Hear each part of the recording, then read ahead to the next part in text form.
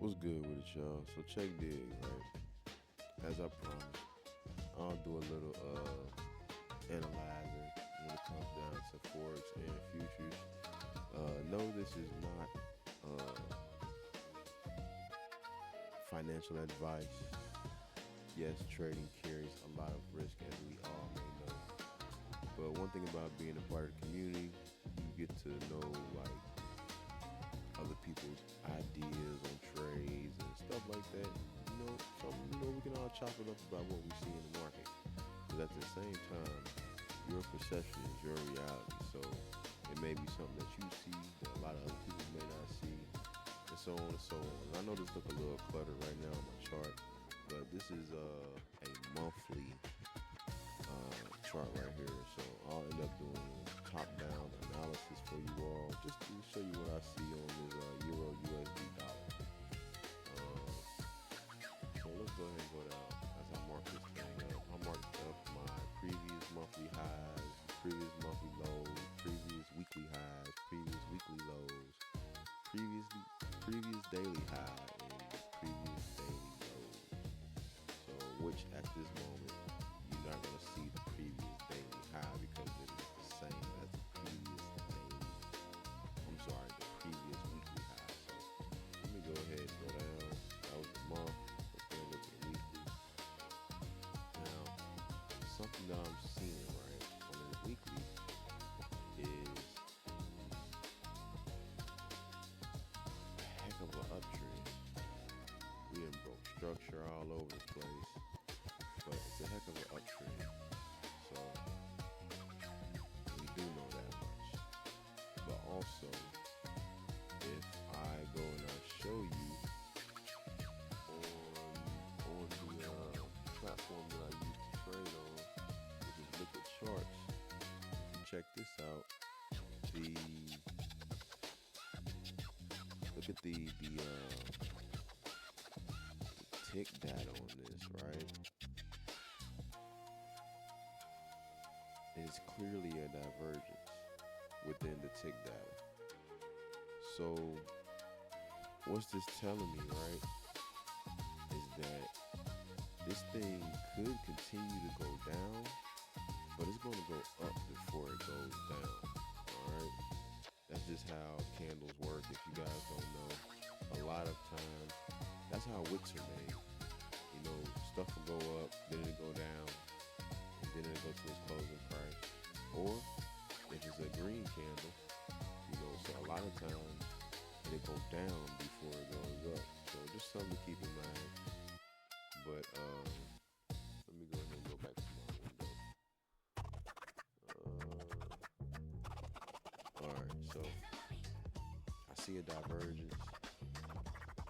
And yes, it is in the oversold territory on my liquid chart. So that's something to watch out for also. Let's go to my daily. Alright. Let's see for the daily. This is where things kind of get interesting, right? Because we have this here.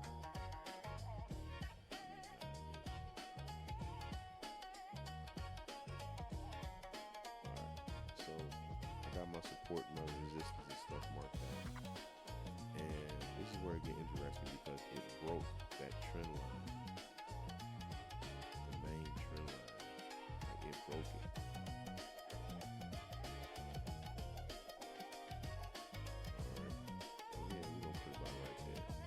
It broke it, and then it's like it came back down to retest.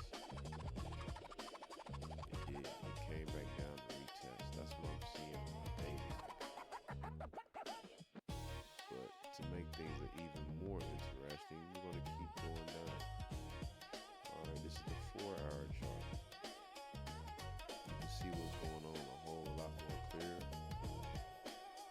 It hits the previous weekly high. No, yeah, it did. It hit yeah. No, that's what it was. That was the previous weekly high that it made. But also, you can tell that if you look left, there's a lot of formation up here. So that kind of gave me an indication that it was going to shoot down for a little bit. But we're at some support in the flat. And I'm going to give you my reasons why I say that. I say that because, let me go to my liquid chart. And bear with me, y'all. I'm still new at giving my point of view on this analysis stuff. So let me go to my liquid charts over here. Check this out. So this is the H4, which is the hour time frame on liquid charts, right? Look at the freaking tick data for that 4 hour, man. Look at it. That's clearly a divergence, letting you know that it's not a lot of people that are interested in selling anymore. But not only that, it's absorption. So the buyers are absorbing all of those sales. And it's going to make its way going up. It's going to make its way going up. And it's in the oversold territory. Clearly in the oversold territory. So, but this here is the meat potato list. And if you don't know me by now, for some odd reason, I love the term meat and potatoes. But this is the meat and potatoes of this chart. This tick data. Now, is this stuff guaranteed? No, nothing is guaranteed. I can't guarantee that, if you sit here and take this trade, you will win. But just, check it out. Look out for it, and just maybe you'll probably see some things. This is all for entertainment purposes only, actually. So you might see something that you like, and who knows, you might want to go ahead and take the trade yourself. By all means, do it your own risk. But this is just trade ideas. Honestly, I love trading. And if you see something different, hey, go ahead and let it be known what you see, especially if it's opposed to what I'm saying. I trust and believe. This is how we build our skills within these markets. Still sharper still, right? All right. So let's get sharp on this. So, oh man. Lost connection to broker. That's funny. Anyway, hold on real quick. So anyway, that's what I see there on the 4 hour. Things get even more interesting. Let's go ahead and go to our 1 hour chart, right? And I'm going to bring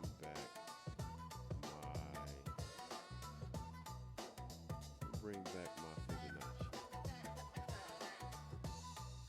Bring that back.